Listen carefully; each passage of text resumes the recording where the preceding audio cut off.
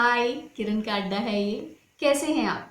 गर्मी बहुत बढ़ गई है, टेम्परेचर एस्केलेट ही हो रहा है, आगे की तरफ ऊपर की तरफ बढ़ता जा रहा है। और इसी गर्मी के बीच ईद भी आई। परसों ईद थी और क्योंकि धिया यानी मेरी बिटिया की छुट्टी थी, ऑनलाइन क्लासेस की ही छुट्टी थी, तो उसने मुझसे पूछा आज ईद है, क्यों मनाई जाती है, किस लिए मनाते हैं, कौन मनाता है। बहुत सारे क्वेश्चंस, बच्चे बहुत सवाल करते हैं। और जब उसने ऐसे पूछा तो मेरे दिमाग में मुझे निक्की मियाँ, नहीं सॉरी, निक्की भैया याद आ गए। वही इलाहाबाद वाले, इलाहाबाद नहीं सॉरी, प्रयागराज वाले। तो ये है एक निक्की मियाँ का किस्सा।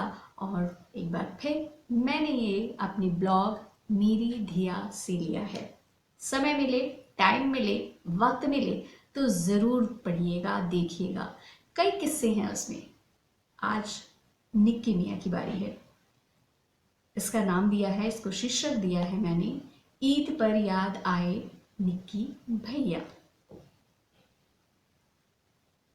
निक्की भैया जिस जमीन पर एक पूरी कॉलोनी बसी, उसके मालिक थे। जमीन उनकी थी, जमींदार थे। लेकिन उन्होंने यहाँ बसे लोगों से जमीन बेचने के बाद भी रिश्ता नहीं तोड़ा।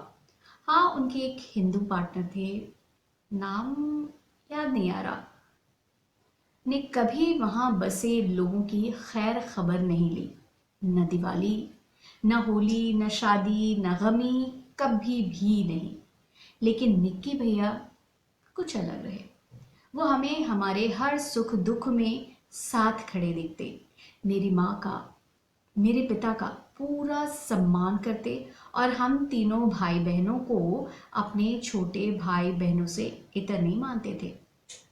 उस दौर में मैंने उन्हें हमेशा पूरी कॉलोनी से रिश्ता बनाते देखा। और ये रिश्ता क्या था? रिश्ता था एहतराम का, खुलूस का और साझेदारी का। निक्की भैया ईद में सबको बुलाना कभी नहीं छोड़ते थे। एक एक घर के, एक एक आदमी के घर, एक एक व्यक्ति के घर जाते थे और हाथ जोड़ के उनसे ईद पे आने की रिक्वेस्ट करते थे। तो जब वो बुलाते थे तो हमारे पड़ोस के मिश्रा जी, तिवारी जी, सिंह साहब, सब परिवार उनके घर ईद की मुबारकबाद देने जाना भी नहीं छोड़ते थे। हम लोग भी जाते। हाँ, मेरी माँ नहीं, क्योंकि मैं शायद आपको पहले बता चुकी हूँ। है निक्की भैया जो किन्हीं कारणों से नहीं पहुंच पाते थे उनके घर, उनको पूरे सम्मान के साथ उनके लिए घर पर एक बहुत बड़ा सा टिफ़िन लाते। और टिफ़िन कैरियर और उसमें पूरा खाना भरा होता। मेरे घर विशेष तौर पर टैग के साथ कि तुम्हारी भाभी ना अंडा भी नहीं खाती। जानते थे कि हमारे घर में ये सब निषेध है। उनकी टिफ़िन में वेज बिरयानी होती, दही बड़े होते और मीठी सेवइयाँ मेवों से भरी हुई होती। वो हमारे लिए दावत नहीं होती थी, ये उनका प्यार, उनका अपनापन होता। दरअसल निक्की मियाँ का ये ईद सेलिब्रेट करने का अंदाज़ हमारी गंगा जमुनी तहज़ीब का एक बहुत सटीक और माकूल उदाहरण है। आज इस माहौल में हम जब जी रहे हैं तो क्या वो सुबह दोबारा आएगी? बार बार ये सवाल उठता है। क्या मेरी बेटी को भी कोई निक्की भैया मिलेंगे जो घर आकर उसके कॉलेज में एडमिशन को लेकर परेशान होंगे? क्या कोई उसके बीमार होने पर पीर बाबा का प्रसाद लाएगा और क्या कोई ताबीज़ लाएगा? आंखें नम कर कर अपनेपन से उसकी माँ से कहेगा, यानी मुझसे कहेगा कि इसे पहना दे, ठीक हो जाएगी। ऐसा उन्होंने यानी निक्की भैया ने मेरे लिए किया है। कोरोना के इस दौर में हमें खुद को समझने का, खुद से सवाल पूछने का एक बढ़िया अवसर दिया है।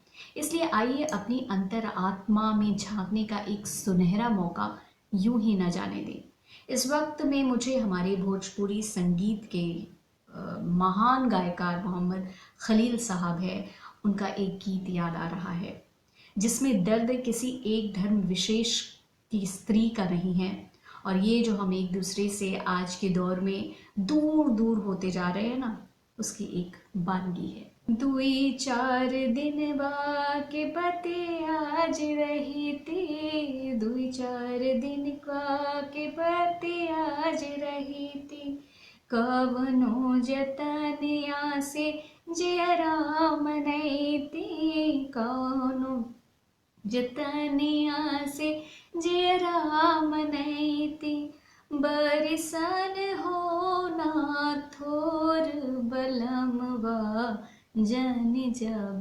देसवा की ओर, तोहरे रहत पिया सबके हुआवे, तोहरे रहत पिया सबके हुआवे, हित मीत मीठ मीठ बोलिया सुनावे, हित मीत मीठ मीठ बोलिया सुनावे, जाते सब हुए हैं कठोर बलमवा, जाने जाबे देसवा की ओर।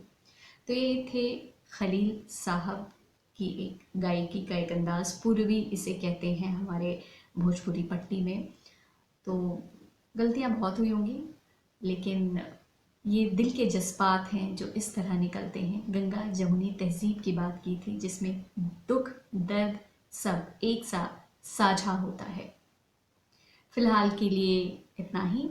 देखते रहिए, सुनते रहिए आपका अपना किरण का अड्डा, और कमेंट करना नीचे कमेंट बॉक्स में बिल्कुल मत भूलिए, क्योंकि इससे मेरा, जैसे कहते हैं ना कि उत्साहवर्धन होगा और कुछ और अच्छा करने की सोचेंगे। लाइक करिए, सब्सक्राइब करिए किरण का अड्डा। Bye bye for now.